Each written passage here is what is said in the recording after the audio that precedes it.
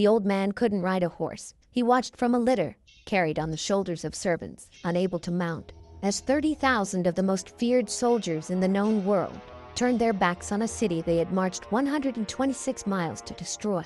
They weren't retreating from an army, they were retreating from dust. According to Procopius of Caesarea, the only historian who recorded what happened at Satala in the summer of 530, a Byzantine force, roughly half the size of the Persian invasion, turned one of history's most powerful military machines around with a single act of theater. The numbers make no sense, the outcome makes no sense, and one man's decision makes least sense of all. A cavalry officer named Florentius the Thracian, who charged alone into 30,000 enemies to steal a flag. He succeeded. He was killed immediately afterward. The flag's loss broke the Persian army's will entirely. Procopius records this in a single sentence. He names Florentius once.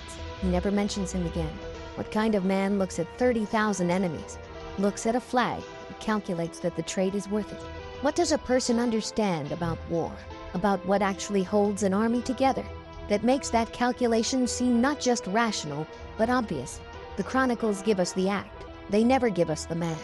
What Florentius knew, or believed, or felt in that moment has been lost for 1,500 years. By the end of this video, you'll understand 3 things that most accounts of this period miss entirely. You'll discover that the Persian general commanding 30,000 men was physically lame and directed the entire campaign from a litter, and that this detail explains more about why he lost than any tactical analysis does. You'll learn that the Armenian brothers who defected to Sittas after the battle had beaten Sittas himself in combat 3 years earlier, and why their decision to switch sides mattered more than the battle that prompted it. And you'll understand why the gold mines that Persia lost in the aftermath of Satala had caused wars between these two empires 4 separate times across a century, and would cause another war 2 years after the peace treaty that ended this one.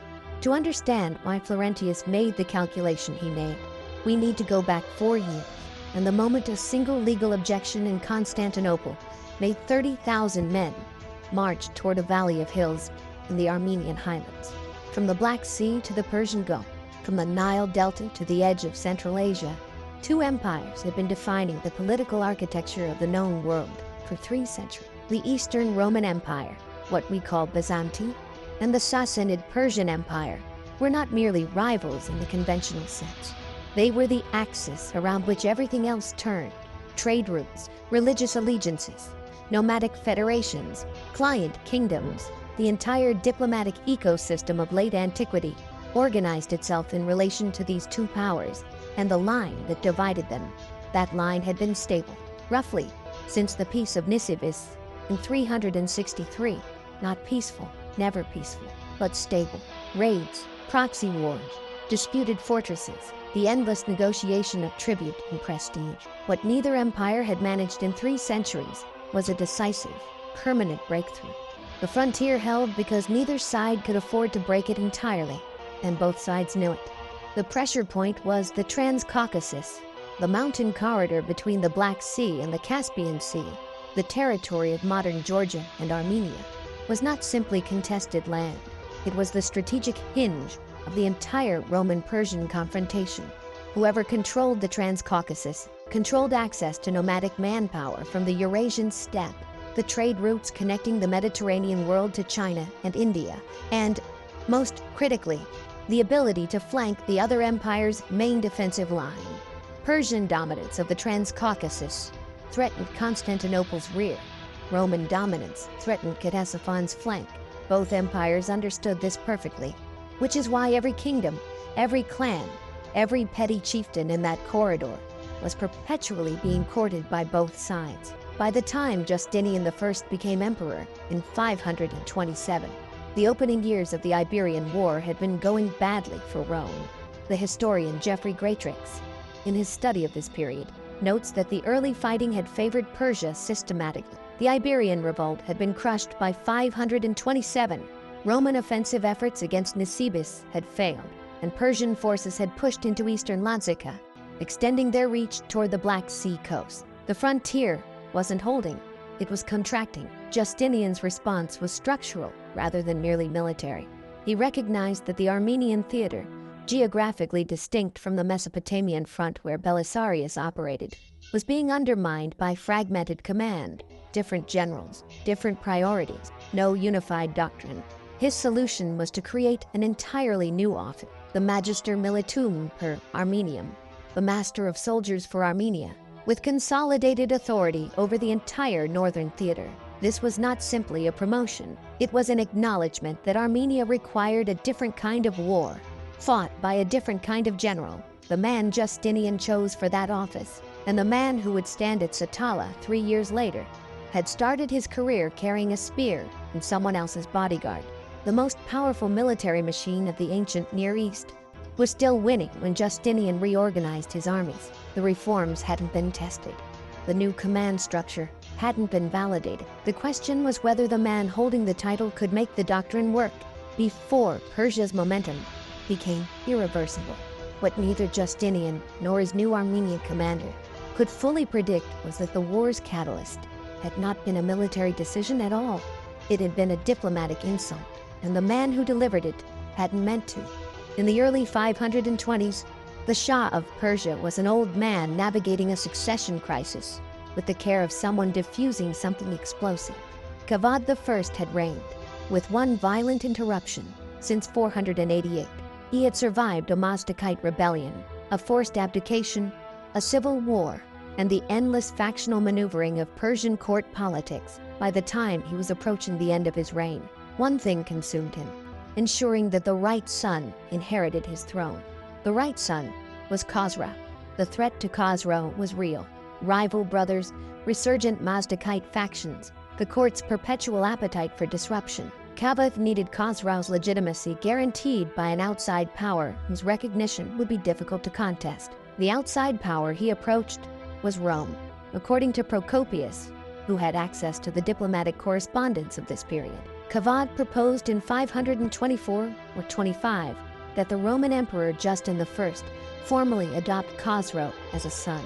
The logic was sound. A Roman imperial adoption would give Khosrau a status that transcended Persian factionalism.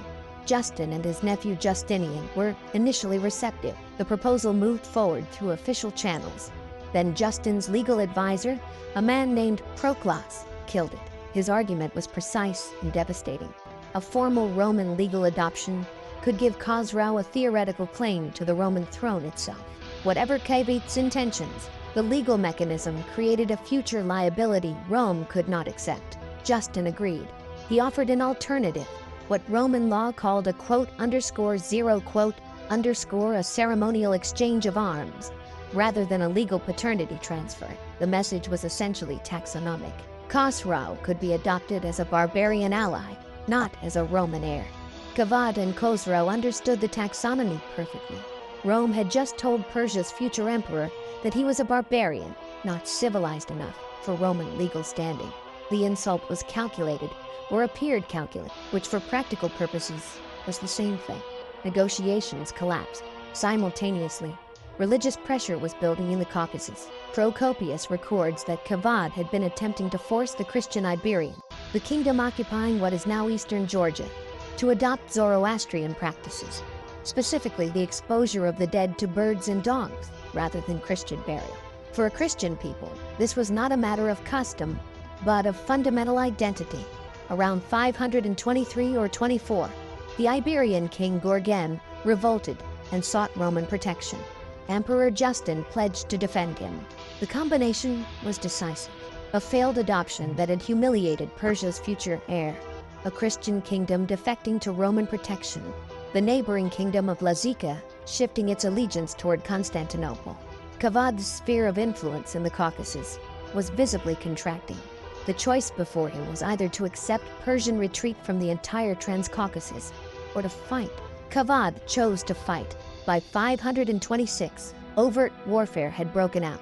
By 527, when Justin I died and Justinian inherited both the throne and the war, the early years of fighting had already gone badly for Rome. The Iberian revolt had been crushed. Roman offensive efforts had failed. Persian forces were advancing. The irony that historians rarely emphasize. The message was essentially taxonomic. Khosrau could be adopted as a barbarian ally, not as a Roman heir. Kavad and Khosrau understood the taxonomy perfectly. Rome had just told Persia's future emperor that he was a barbarian, not civilized enough for Roman legal standing. The insult was calculated, or appeared calculated, which for practical purposes was the same thing. Negotiations collapsed. Simultaneously, religious pressure was building in the Caucasus. Procopius records that Kavad had been attempting to force the Christian Iberian, the kingdom occupying what is now eastern Georgia, to adopt Zoroastrian practices, specifically the exposure of the dead to birds and dogs, rather than Christian burial. For Christian people, this was not a matter of custom, but of fundamental identity. Around 523 or 24, the Iberian king Gorgan revolted and sought Roman protection. Emperor Justin pledged to defend him. The combination was decisive. A failed adoption that had humiliated Persia's future heir, a Christian kingdom defecting to Roman protection, the neighboring kingdom of Lazica shifting its allegiance toward Constantinople. Kavad's sphere of influence in the Caucasus was visibly contracting. The choice before him was either to accept Persian retreat from the entire Transcaucasus or to fight. Kavad chose to fight. By 526, overt warfare had broken out. By 527, when Justin I died and Justinian inherited both the throne and the war, the early years of fighting had already gone badly for Rome. The Iberian revolt had been crushed. Roman offensive efforts had failed. Persian forces were advancing. The irony that historians rarely emphasize, Kavad had initiated this war partly to secure Khosrau's succession. When Kavad died in 531, Khosrau inherited without difficulty. The war Kavad started to protect his son's throne ended up being resolved by that son, who signed the peace treaty that closed it. The man who caused the war and the man who ended it were the same person. But that was still 2 years away. In the spring of 530, Kavad made one more decision. He sent an army into Roman Armenia. For its commander, he chose an old man who couldn't walk. His name, in the original Persian, was Miro.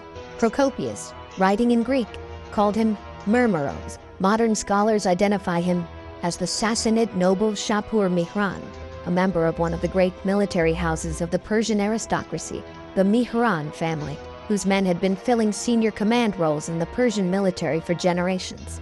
He was old, he was experienced, and according to Procopius, he was lame, physically incapable of riding a horse. He directed the entire campaign from a litter. This detail could easily be read as a handicap. It wasn't.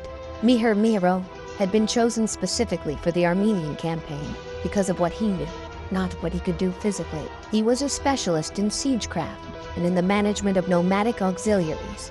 Precisely the two skills that mattered most for an invasion of the Armenian highlands, where the targets were fortified cities, and the most effective weapons were the Turkic horse archers, who required careful handling and substantial payment. Kavad, I didn't send him because he was available.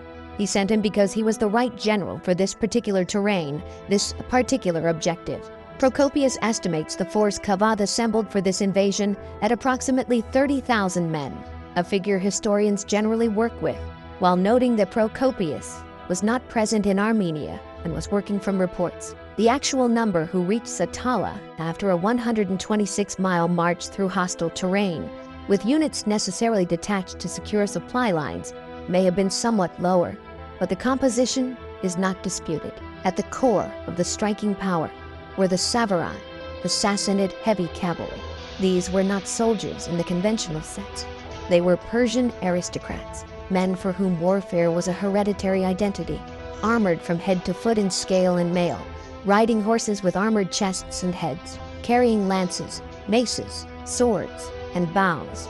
Ancient sources are consistent on their equipment.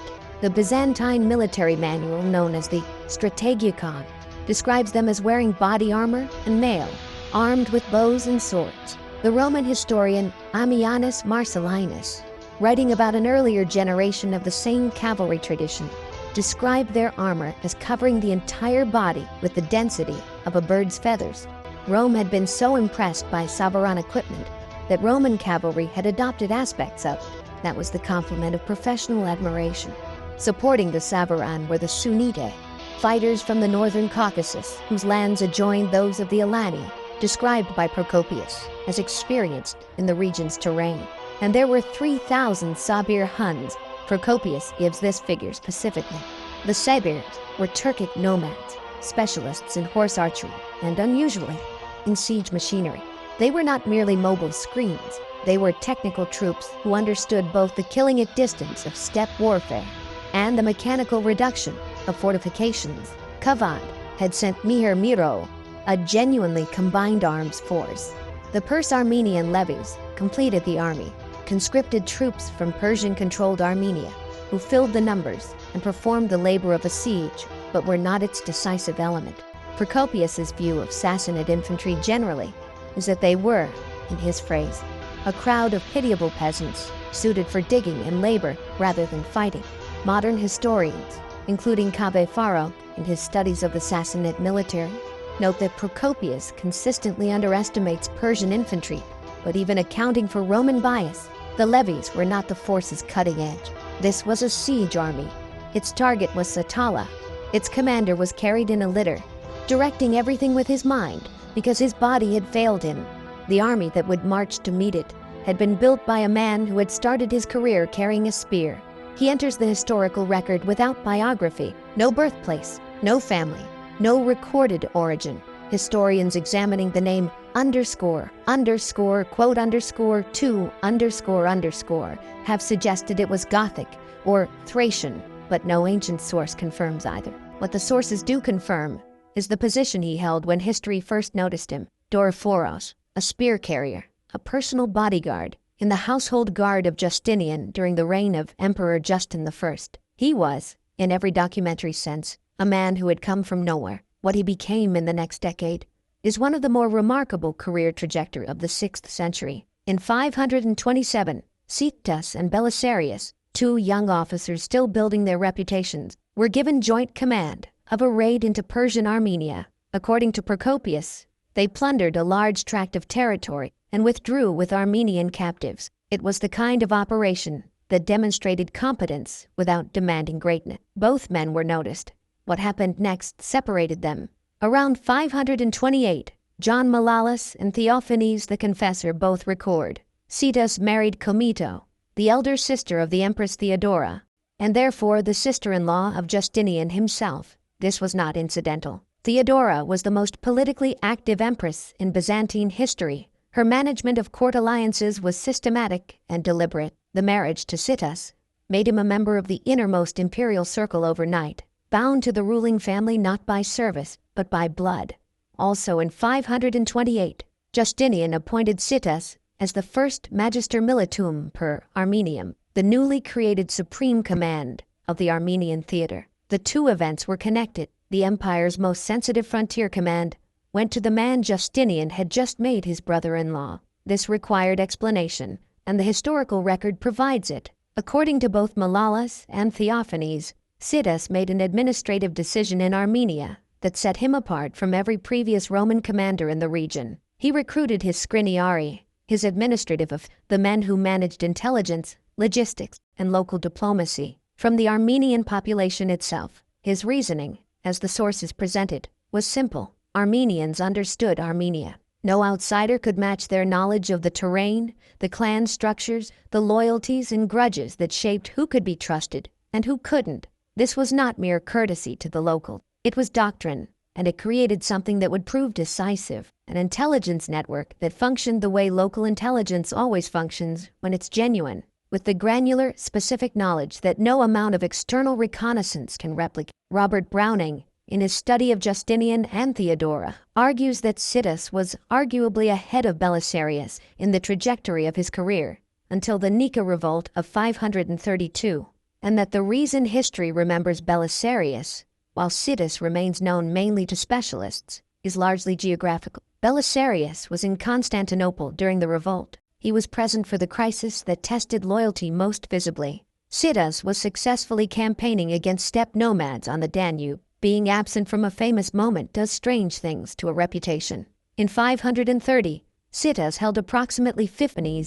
Sittas made an administrative decision in Armenia that set him apart from every previous Roman commander in the region. He recruited his scriniari, his administrative of the men who managed intelligence, logistics, and local diplomacy, from the Armenian population itself. His reasoning, as the sources presented, was simple. Armenians understood Armenia. No outsider could match their knowledge of the terrain, the clan structures, the loyalties and grudges that shaped who could be trusted and who couldn't. This was not mere courtesy to the local. It was doctrine, and it created something that would prove decisive, an intelligence network that functioned the way local intelligence always functions when it's genuine, with the granular, specific knowledge that no amount of external reconnaissance can replicate. Robert Browning, in his study of Justinian and Theodora, argues that Sittas was arguably ahead of Belisarius in the trajectory of his career until the Nika revolt of 532, and that the reason history remembers Belisarius, while Sittas remains known mainly to specialists, is largely geographical. Belisarius was in Constantinople during the revolt. He was present for the crisis that tested loyalty most visibly. Sittas was successfully campaigning against steppe nomads on the Danube. Being absent from a famous moment does strange things to a reputation. In 530, Sittas held approximately 15,000 men in the Armenian theater. At the cutting edge of this force were his bucellari, elite private household cavalry, the personal retinue that answered directly to him, trained equally in composite bow archery and heavy lance charges. These were not standard imperial troops waiting for orders from Constantinople. They were his men, shaped by his doctrine. When word reached him that Mihir Miro was assembling forces near Theodosiopolis, Sittas did not move to defensive positions. He moved toward the enemy. Mihir Miro was still assembling his forces. The camp was 3 days' march from the Byzantine border. His army had not yet crossed into Roman territory. By any conventional reading of military logic, Sittas's move should have been preparation, fortifying Satala, positioning his forces, waiting for the attack to materialize before responding to it. Sittas sent spies instead. According to Procopius, 2 bodyguards were dispatched to infiltrate the Persian camp and report on what was being prepared. One of them was named Dagaris. He was captured by Sabir Huns, the same nomadic auxiliaries who formed Mihir Miro's mobile screen. Before he could return, the other spy made it back. He carried detailed intelligence about the Persian preparations, the scale of the force, the state of its readiness, the layout of the camp. Dagaris's fate is not recorded. He appears in the historical record once, named as a man who walked into a 30,000-man Persian camp and didn't come back, and then he's gone. What he bought with his capture, and what his partner bought with a successful return, was the information Sittas needed to act. Using the returned spy's intelligence, Sittas and Dorotheus launched a night assault on the Persian camp, while Mir Miro's army was still 3 days' march from the Byzantine border. The attack achieved exactly what it was designed to achieve. Procopius records that the Persian levies scattered into the night, that the Romans plundered the camp of supplies and weapons, and that the Byzantine force withdrew to its own lines before a coherent Persian response could be organized. The camp that had been full of provisions for a campaign was stripped of them before the campaign began. The strategic impact was measured in weeks. Mihir Miro had to regroup his scattered forces, re-establish his supply situation, and reassemble the operational confidence of an army that had just been hit in the dark before it crossed a border. Every week of that delay was a week the Satala fortifications were being prepared. A week Sittas's intelligence picture was being updated. A week Mir Miro's logistics were straining. When the Persian army finally advanced, Mir Miro made a decision that tells us everything about the night raid's psychological impact. He bypassed Theodosiopolis entirely, the Byzantine border fortress that sat on the most direct route to Satala, the obvious first objective, the standard staging post for any advance into Roman Armenia. He went around it. The reason, though Procopius doesn't state it explicitly, is visible in the behavior. Mir Miro was not going to put his army in front of another ambush if he could help it. He had already been hit once in a situation he thought was controlled. He wasn't going to present that opportunity again. The bypass cost him the 126-mile march through stark Armenian countries. It cost him the logistical advantage of using Theodosiopolis as a forward base. It required him to detach units to secure his supply lines across territory he was now crossing without a base of supply. By the time the Persian army came within sight of Satala's walls, it had already been shaped, in subtle but real ways, by a raid that had happened before the battle began. Sittas had moved toward the enemy before the enemy had finished preparing. He had used intelligence to strike first, hurt first, and redirect his opponent's advance onto unfavorable ground. He had done this while outnumbered approximately 2-1. The battlefield was waiting. Mir Miro's army was coming, and Satala, sitting in its valley ringed by hills, was about to demonstrate why Justinian had spent the previous year rebuilding its walls. Procopius described it with the precision of someone who had read the military reports carefully. Satala lay, quote, 3, quote, and was, quote, 4, quote. That sentence is not merely topographic description. It is the explanation for everything that happened there in the summer of 530. The fortress had been a Roman military installation for centuries. The Legio 15th Apollinaris, one of Rome's 30 legions, a unit whose history stretched back to the campaigns of Mark Antony, had been garrisoned there since the time of Emperor Trajan in the early 2nd century. Satala sat at the junction of the road from Trapezus on the Black Sea and the east-west routes into the interior of Asia Minor, making it the single most important military crossroads in Roman Armenia. Controlling Satala meant controlling access between the Black Sea coast and the Persian frontier.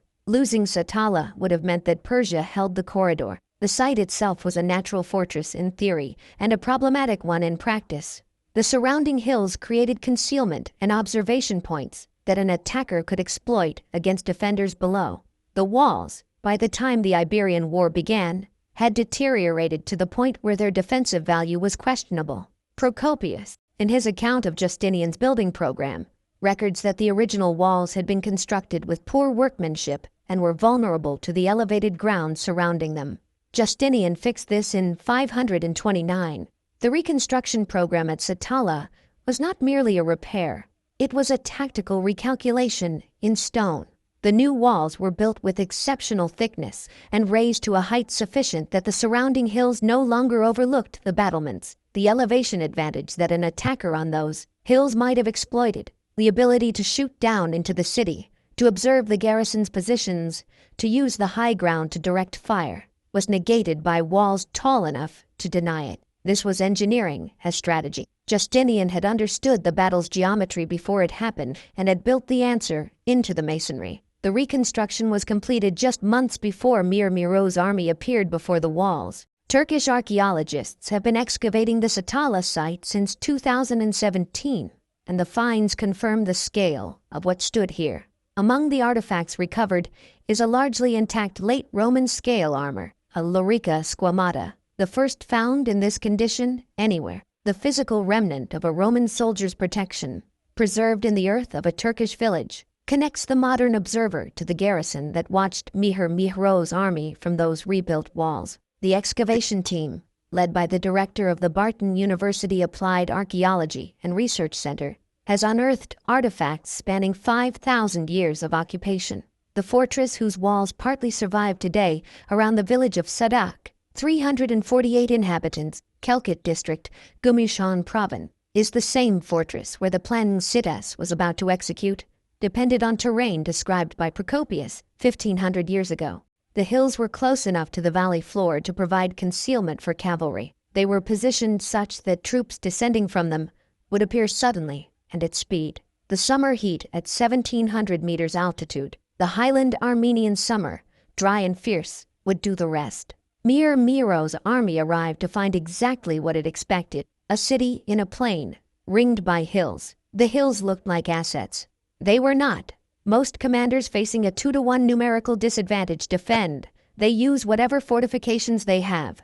They conserve their forces. They make the attacker pay for every inch of ground. This was the logic of the situation Sittas faced, and it was not the logic Procopius states what happened with the directness of someone who found it self-evidently remarkable. Sittas, quote, _5, _1,000 cavalry, hidden in the hills above the valley where 30,000 soldiers were about to deploy. This is the documented fact from which everything that followed proceeded. The 1,000 were almost certainly drawn from Sittas's Bucellari, the elite private household cavalry that formed his operational cutting edge. Procopius doesn't specify this, but the logic of the plan demands it. The men in the hills needed to be absolutely reliable, capable of maintaining, could not be understated. 14,000 men watching a 30,000-man army surround their city Following orders not to respond requires a quality of discipline that is easy to describe and genuinely difficult to maintain. What Mihir's army saw when it arrived at Satala was the surface of the situation: a city, a garrison, hills. Standard siege procedure called for surrounding the city, cutting off supply lines, and bringing the technical assets, the Sabir siege engineers, the Sassanid equipment, to bear methodically. The Persians began deploying to do exactly this. They were professionals. They were following doctrine. They had done this before.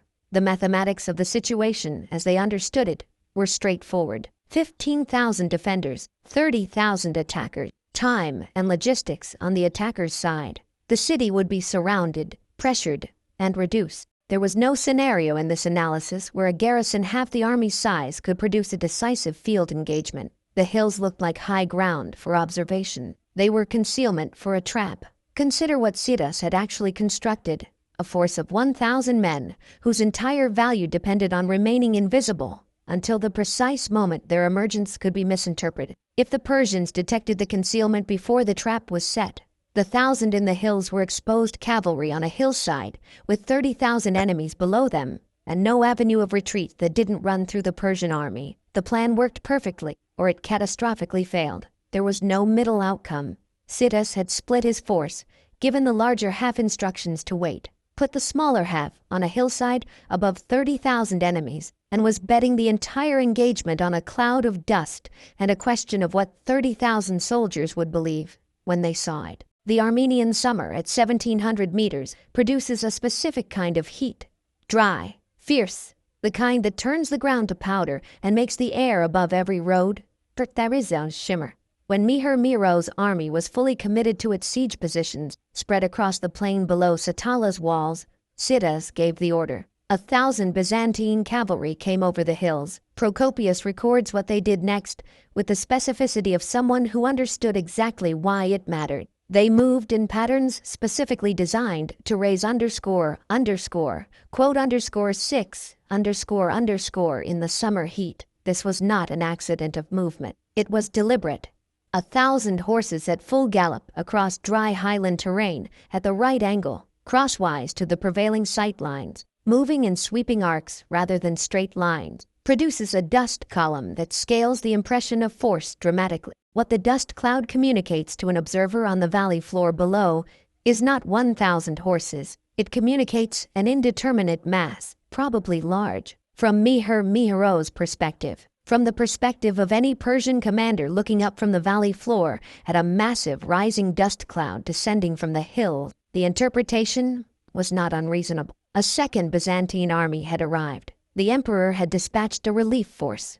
The army that had been besieging the city was now itself threatened from the rear by a force of unknown but apparently substantial size. Procopius states this directly. The Persians saw the dust and concluded they were facing the main Byzantine army. Mihir ordered his troops to break off the siege positions, gather their formations, and pivot to face the new threat from their rear. This was tactically rational. A general who continued a siege while an unknown enemy force closed on his rear was a general making a catastrophic error. The correct response to an unexpected force appearing behind you is exactly what Mihir did. Concentrate, pivot, prepare to fight. The deception worked precisely because it exploited good military thinking. Sittas hadn't made Mihir panic. He had made him respond intelligently to a false picture of reality. The moment 30,000 Persian soldiers turned their backs to the city walls, Dorotheus opened the gates. 14,000 Byzantine soldiers poured out of Satala in a sally, moving toward the rear of a Persian army that was now oriented away from them. The trap had two jaws: the descending cavalry from the hills in front, the city garrison striking from behind. Mihir's army, which had arrived to conduct a methodical siege against a smaller force, now found itself receiving simultaneous pressure from two directions. Caught between opponents on terrain it had moved through but not secured. 1,000 men, a cloud of dust, the physics of Highland summer, and 14,000 soldiers who had waited in disciplined silence for exactly this moment. The mathematics of the situation had just been inverted. But here's what the account of Satala usually leaves out when it reaches this point. The Persians didn't break. Procopius is unambiguous on this point. and it is one of the most important sentences in his account. Despite being caught in a pincer, attacked from the front by cavalry descending from the hills and from the rear by the city garrison, the Persian army resisted effectively due to its greater numbers. This sentence does more to explain the battle than almost anything else in the record. It tells us the fight was real. It tells us the trap, perfectly executed, did not produce an immediate collapse. It tells us that 30,000 professional soldiers, even caught in a badly compromised tactical position, possessed sufficient mass and cohesion to stabilize and hold. The Savaran, the armored Persian noble cavalry at the core of the force, were not troops that broke from surprise. The Byzantine Strategikon, the military manual that reflected centuries of Roman experience fighting Persian forces, describes them as wearing body armor and mail, armed with bows and swords, and operating with a unit cohesion built on aristocratic identity rather than merely military discipline. Their fighting quality derived from who they were, not just what they had been trained to do. Surprising a Savaran unit was not the same as defeating it. The battle became what Procopius describes as a fierce fight at close quarters. He does not specify duration. He does not give phases. What the narrative structure implies, a sustained engagement that required a dramatic individual act to break it, suggests the fighting held for a considerable period without resolution. Neither the pressure from the hills nor the pressure from the gates was sufficient, by itself or in combination, to crack 30,000 men who still outnumbered their attackers, approximately 2 to 1. The mathematics of attrition in that situation favored Persia. Every hour the battle continued was an hour that weight of numbers could reassert itself. Every Byzantine soldier killed in the close quarters fighting was harder to replace than every Persian soldier killed, because the Byzantine force was half the size and couldn't absorb the same proportional losses. Sittas's trap had achieved its immediate tactical purpose. It had caught the Persian army in a compromised position and forced it to fight on unfavorable ground. What it had not done, and could not do by itself, was end the battle. Something had to change. The question was what kind of change could break a force of this size and quality. The answer was not another cavalry maneuver. It was not a tactical innovation or flanking movement or a fresh reserve. The Savaran could resist those things. What they couldn't resist, as it turned out, was the loss of the one object that held their sense of formation and command together. At this point in the battle, a Byzantine cavalry commander named Florentius the Thracian looked at what was happening around him and made a calculation. Procopius names him once. That is all we have. Florentius the Thracian, the cognomen quote, _10, suggesting either his ethnic origin or the region where his unit was recruited, commanded a Byzantine cavalry detachment in the fighting at Satala. His rank is not specified. His biography is not recorded. Before the summer of 530, he is absent from every source. After it, he is equally absent. He exists in the historical record for exactly one sentence, which Procopius places at the turning point of the battle as if it explains everything, because it does. Procopius records that Florentius led his unit in a charge directly into the Persian center. The target was not a tactical position. It was not a line of troops or a siege engine or a flanking cavalry formation. It was Mihro's personal battle standard. The significance of that target requires some context. In Sassanid military practice, the drafsh, the banner of a commander, was not merely decorative.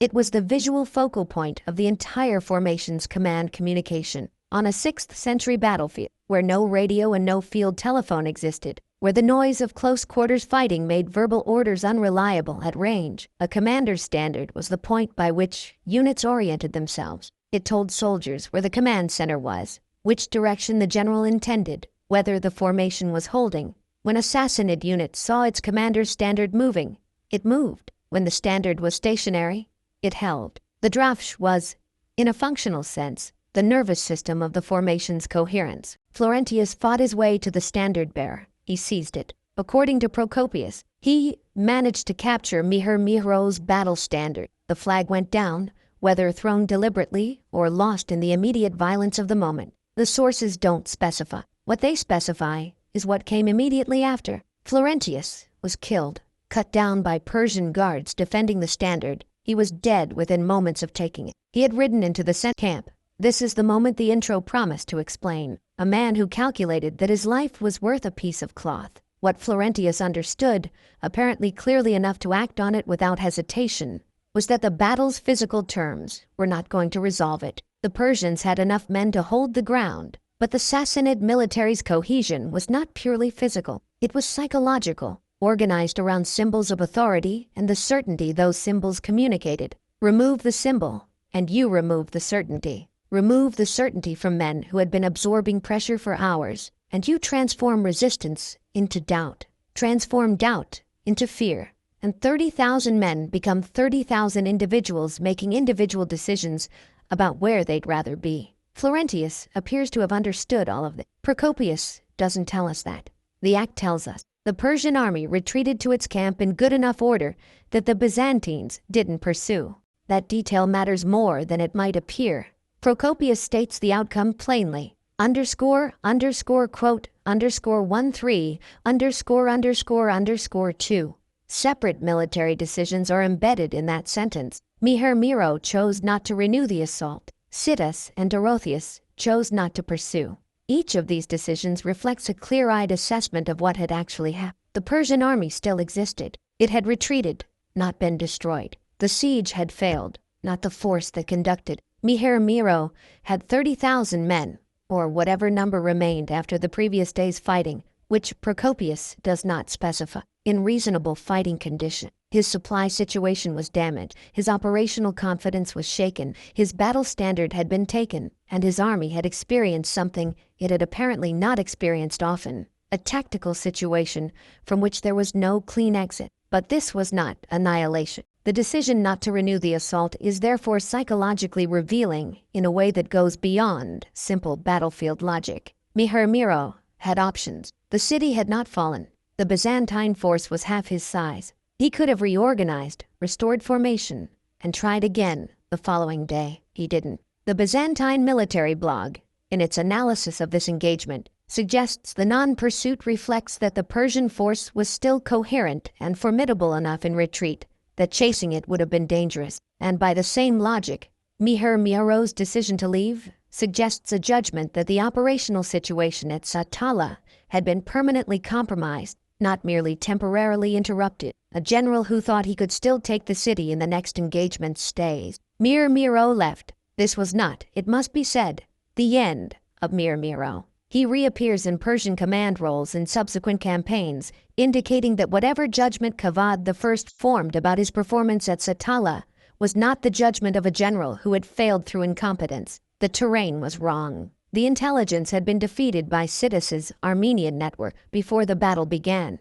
The deception had worked. These were not failures of military ability. They were the consequences of being outmaneuvered by someone who had spent 2 years building a specific kind of intelligence advantage for exactly this kind of engagement. What the withdrawal also reveals is the nature of the Byzantine victory. Satala was not a battle of annihilation.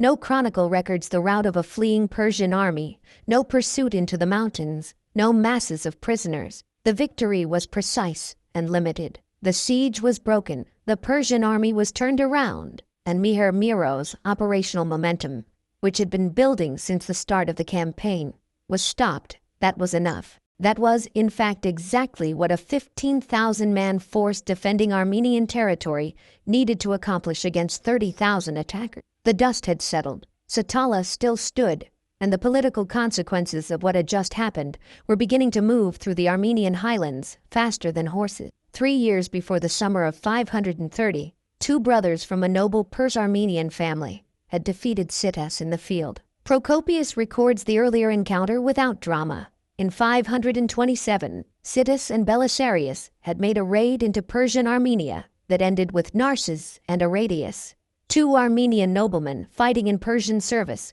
confronting them and gaining the advantage. It was not a catastrophic defeat. It was a battlefield reversal in a minor engagement. But it was a defeat, and Procopius names the men who inflicted. In the summer of 530, immediately following the Byzantine victory at Satala, those same 2 brothers, Arrhetius and Narses, defected from the Persian Empire to Byzantium. They brought their mother with them.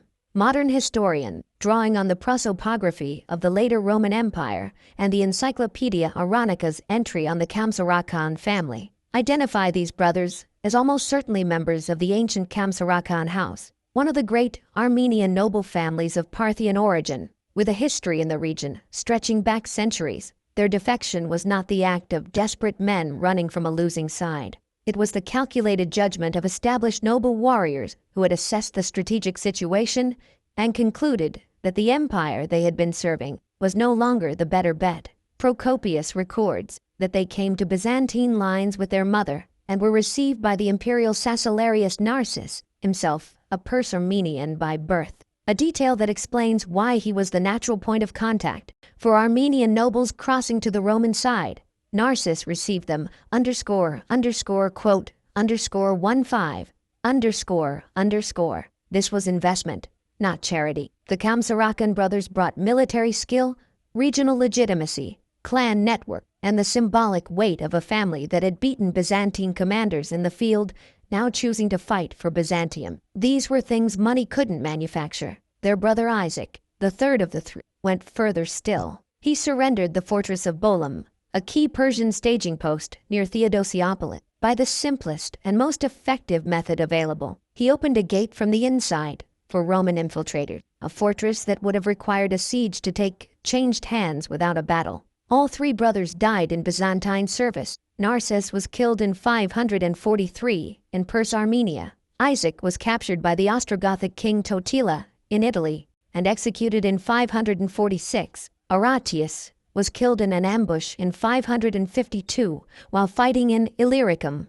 The empire they chose for themselves consumed them as completely as the empire they left would have. But they made the choice, and they made it in the summer of 530, in the immediate wake of a battle that had changed the arithmetic of Persian influence in the Caucasus. The Kamsarakan defection was the political earthquake. What happened at Pharangium was the aftershock, and it struck Persia's treasury in a way that mattered more than any territory. In a steep canyon somewhere in the Armenian highland, the exact location has not been definitively established by modern archaeology. There was a fortress called Pharangium that sat above a gold mine.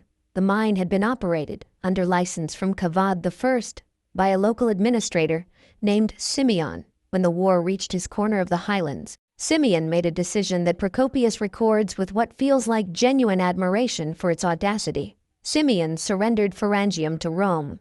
Then he refused to give the gold to anyone. Procopius quotes this situation with specific detail. Simeon quote, _16 _. His reasoning, as Procopius presents it, was that he had decided to deprive Kavad of the revenue, but he saw no reason why that should benefit the Romans either. The Romans, Procopius notes, were content.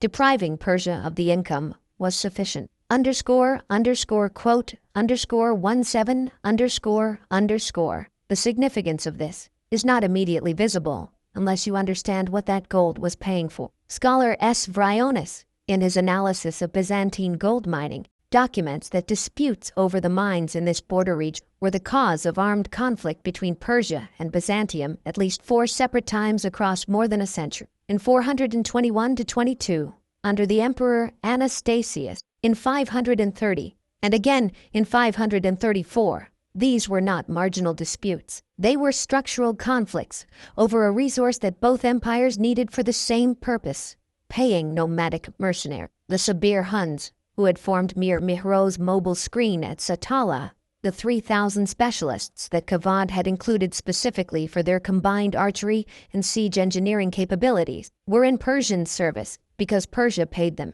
The payment came from gold. The gold came, in significant part, from mines like Pharangium. Losing the mine didn't destroy the Persian military immediately. What it did was begin eroding the financial mechanism by which Persia sustained the nomadic relationships that gave its army its mobile striking power in the Caucasus. The Eternal Peace of 532, which formally ended the Iberian War, required the Romans to return Pharangium to Persia as part of its territorial restoration clauses. The Romans eventually violated this provision. The violation triggered another Persian declaration of war in 534. The single mine that Simeon had refused to hand over to either empire kept generating conflict after going outward. Satala was a decisive Byzantine victory. It did not end the war, This matters for how we understand what the battle actually accomplished. The narrative of two great empires fighting to exhaustion tends to flatten the complexity of the actual sequence, treating each battle as a stepping stone toward an inevitable conclusion. The reality in 531 was less tidy. Satala had broken Persian momentum in Armenia. Belisarius's victory at Dara earlier in 530 had broken Persian momentum in Mesopotamia, but the Sassanid Empire was not broken. On April 19, 531, at the Battle of Callinicum, Persian and Lakhmid forces defeated Belisarius, the same general who had crushed Persia at Dara, who had become, in the aftermath of that victory, perhaps the most celebrated military commander in the Byzantine world, was now beaten in the field. He was brought before a commission of inquiry on his return and dismissed from his post. Iberian War Wikipedia, drawing on Procopius, records that Persian general Azarethes was also stripped of his rank, because despite the victory at Callinicum, his army had taken heavy losses and failed to capture any significant fortification. Both sides had lost a general in the immediate aftermath of one battle. The war was grinding both empires toward exhaustion simultaneously. September of 531 brought the event that changed the diplomatic mathematics more decisively than any battle. Kavad I died. He had reigned for more than 4 decades. He had initiated the Iberian War partly to secure the succession of his favorite son, and that son, Khosrau I, now inherited without significant opposition. The irony ran deep. The war Kavad had started to protect Khosrau's position ended up being resolved by Khosrau himself, at terms Kavad might have found acceptable 7 years earlier if the barbarian adoption had not poisoned the diplomatic atmosphere irreparably. Khosrau needed to consolidate. His domestic position required attention, rival factions, court politics, the perennial challenge of a new Persian king establishing undisputed authority. War on the western frontier was expensive and inconclusive. He was open to peace. Justinian was equally ready. His strategic ambitions were oriented westward. The Vandal kingdom in North Africa, the Ostrogothic control of Italy, the reconquest of the Western Mediterranean that would define his reign. All of that required a stable eastern frontier. The eternal peace was signed in September of 532 on terms that both sides could accept. All occupied territories returned. Rome to make a one-time payment of 11,000 pounds of gold, Iberia to remain in Persian hands, and Iberians already in Roman territory to be allowed to stay. The peace lasted less than 8 years. In 540, Khosrau I, the man who had signed it, broke it. The Near East would not stabilize for another century when the Arab conquests of the 630s made the entire question of Roman-Persian dominance irrelevant in less than a decade. But in 532, both empires had what they needed. And what made that possible? What gave Justinian enough leverage to negotiate from something resembling strength despite the loss at Callinicum was the convergence of 2 victories in the same year on 2 different fronts that had demonstrated Byzantine military capability in a way the previous 4 years had not. The standard history of Justinian's reign tends to focus on the great set pieces, Belisarius conquering the Vandals in 9 months, the long, brutal campaigns of the Gothic War in Italy, the Hagia Sophia rising above Constantinople as the physical statement of imperial ambition. These are the stories with obvious grandeur. Satala is not one of those stories.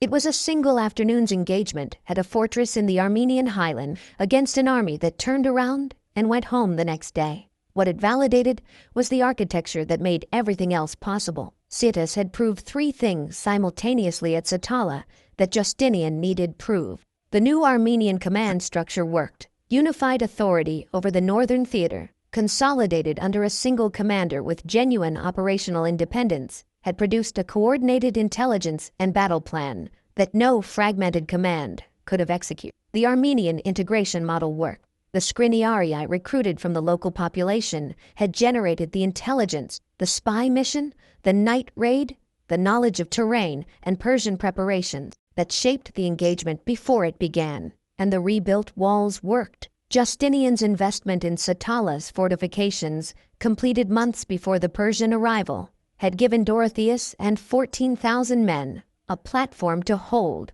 while Sittas's deception developed. Together with Dara, where Belisarius had demonstrated that Byzantine forces could defeat a numerically superior Persian army in open field engagement, Satala demonstrated that the same was true in the terrain-constrained, intelligence-dependent warfare of the Armenian theater. The two victories in 530 didn't mean Persia was finished. They meant Persia was no longer operating from a position of accumulated momentum. Kavad's negotiating position entering any peace discussion was materially weaker than it had been a year earlier, and both sides knew it. What the Kamsarakan defection added to this was a demonstration of something harder to quantify, that Sittas's Armenian integration model had cultural and social depth beyond its immediate military application. The Kamsarakan brothers had come over because they judged Byzantium the winning side, but also because Sittas had spent 2 years demonstrating that Byzantium valued Armenian commanders rather than merely using them. Arrhenius, Narses, and Isaac went on to hold commands in Egypt, Palestine, Italy, and Illyricum. Armenian noble houses became a structural feature of Byzantine military leadership across the following generation. The Encyclopedia Ironica's entry on the Kamsarakan family documents their service across the entire span of Justinian's reign. Satala was one of the first demonstrations that this model, treating frontier peoples as partners rather than auxiliary, could produce military dividends that outlasted the battle that demonstrated. Robert Browning's assessment of Sittas, as the biographer of Justinian and Theodora observed, points to a larger truth about how history distributes its attention. Sittas won a battle in Armenia. Belisarius won battles in Africa and Italy in front of witnesses who wrote extensively about them. The geography of fame and the geography of significance are not the same geography. Satala sits at 1,700 meters in the Armenian highland, in a village of 348 people that most historians of this period have never visited. The battle that happened there helped make Justinian's western campaigns possible. The man who won it is known mainly to specialists. His fortress is still there. His walls are partly standing, and archaeologists are still pulling Roman soldiers' armor from the earth beneath it. Every fact in this account, every tactical detail, every sequence of events, every named individual, comes from a single source. Procopius of Caesarea, secretary and legal advisor to Belisarius, wrote about the Battle of Satala in Book 1, Chapter 15 of his History of the Wars. He did not witness the engagement. He was in Mesopotamia with Belisarius. At the time, the battle was fought in Armenia. The Byzantine military blog, in its analysis of this account, notes that Procopius's Satala narrative is observably less detailed than his description of Dara, where he was present as an eyewitness, and attributes this to the obvious fact that he was working from reports rather than from observation. This has consequences for what we know and what we cannot know. Procopius gives us no casualty figures, not a number, not an estimate, not even a general characterization of how many soldiers died on either side. He tells us the outcome, the mechanism, the sequence, and then moves on. Any specific casualty figure applied to the Battle of Satala, any claim that hundreds or thousands died, is not history. It is invention filling a silence that Procopius himself left. He gives us the battle's duration only by implication. The fighting was sustained enough to require an extraordinary act to break it. That's all the text supports. He gives us Mihir Miro's actions, but not his perspective. The old general in the litter, the most vivid human image in the entire account, is visible only from the outside. What he thought when the dust cloud appeared on the hills, what he understood when the gates of Satala opened behind his lines, what he felt watching his standard disappear from the field. None of this is accessible. Procopius records a Persian military perspective that is purely behavioral. The interior life of the campaign's losing commander is permanently unavailable. And then there is Florentius.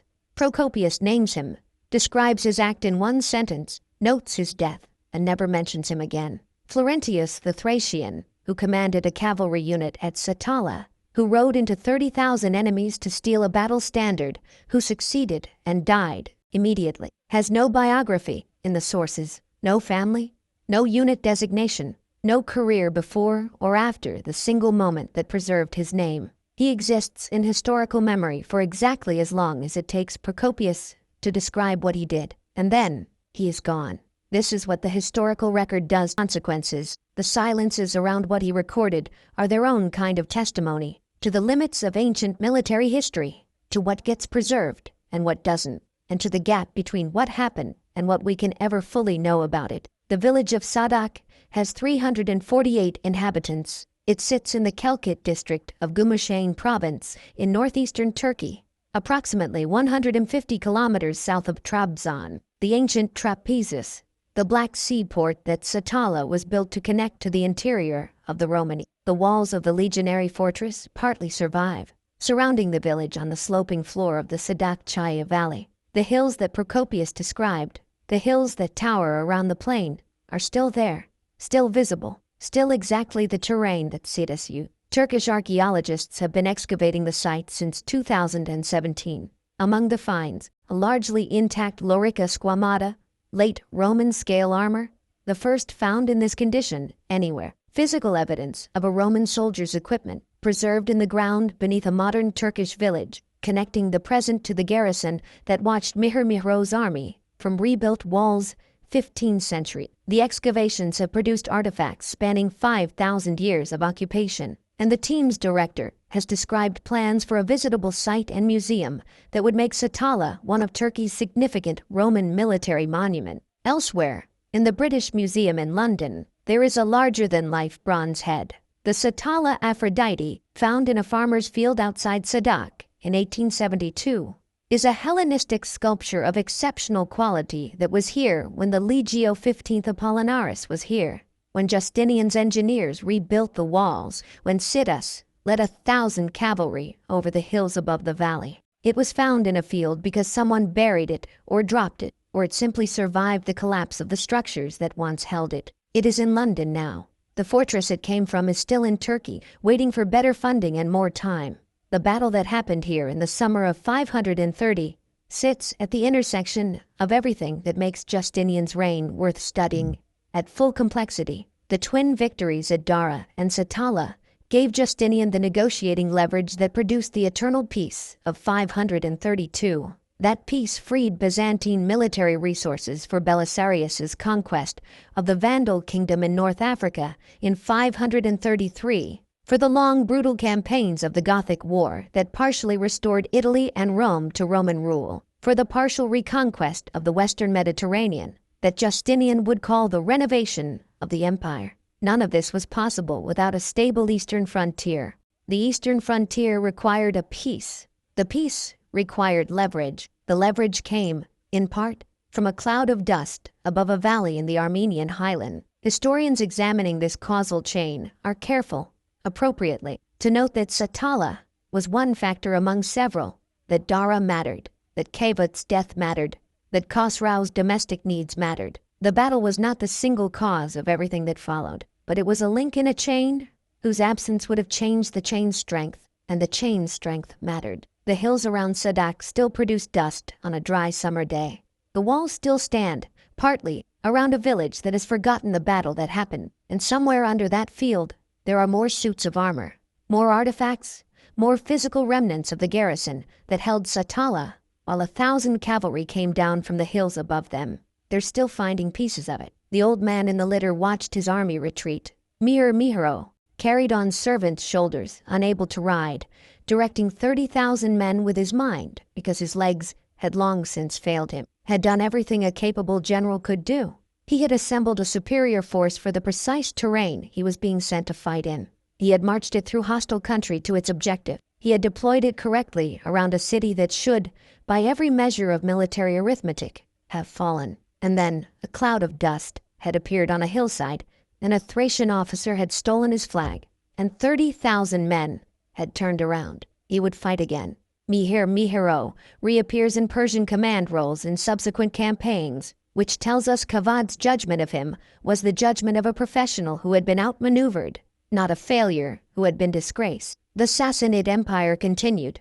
The Iberian War continued. Callinicum happened, and the eternal peace of 532, which Khosrau I signed, the same Khosrau whose proposed adoption had started everything, required the Romans to pay 11,000 pounds of gold for the privilege of stable borders. History rarely delivers clean endings, but in the summer of 530, at a fortress in the Armenian highlands, whose walls had been rebuilt months earlier by an emperor who understood its geometry, 3 things happened that mattered beyond the tactical result. Sittas proved that an intelligence network built from local knowledge could shape a battle before it began. Florentius proved that the object an army believes in can matter more than the army's size. And Simeon proved that the man controlling the gold mine doesn't have to be the man winning the war. The Kamsarakan brothers who defected in the battle's wake, men who had beaten Sittas 3 years earlier, died eventually in Byzantine service, in Italy and Persarmenia,